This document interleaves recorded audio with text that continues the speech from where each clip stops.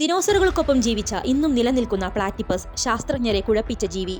താറാവിൻ്റേതുപോലത്തെ കൊക്കുകൾ, നീർനായയുടെ ശരീരം, നായ്ക്കളുടേതുപോലെ 4 കാലുകൾ, അതിൽ കോഴിയുടേതുപോലെ ചേർന്നിരിക്കുന്ന തോൽക്കാലുകൾ.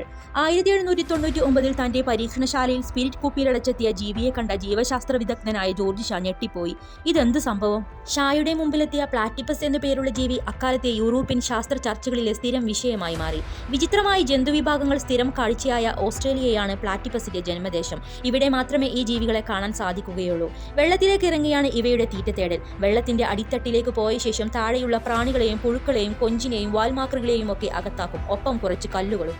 പല്ലില്ലാത്ത ജീവിയായതിനാൽ ഭക്ഷണം അരച്ചെടുക്കാനാണ് കല്ലുകൾ. ഒറ്റത്തവണ തന്റെ ശരീരഭാരത്തിന്റെ പകുതിയോളം തീറ്റ ഈ വിദ്വാൻ അകത്താക്കുമെന്നാണ് പറയപ്പെടുന്നത്. പ്ലാറ്റിപ്പസിന്റെ കാലിൽ ഒരു ചെറിയ മുള്ളുണ്ട്. ഇതിലൂടെ നല്ല ഒന്നാന്തരം വിഷം ആളുകളുടെ ശരീരത്തിലേക്ക് പ്രവഹിക്കാൻ ഇവയ്ക്ക് കഴിയും.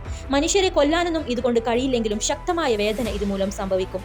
കാലാകാലങ്ങളായി പ്ലാറ്റിപ്പസ് ഇവിടെയുണ്ട്. 12 കോടി വർഷങ്ങളായി. ദിനോസറുകൾ ഭൂമിയിൽ വിഹരിച്ചു നടന്ന കാലം മുതൽ ഇവ ഭൂമിയിൽ ജീവിക്കുന്നുണ്ടത്രേ.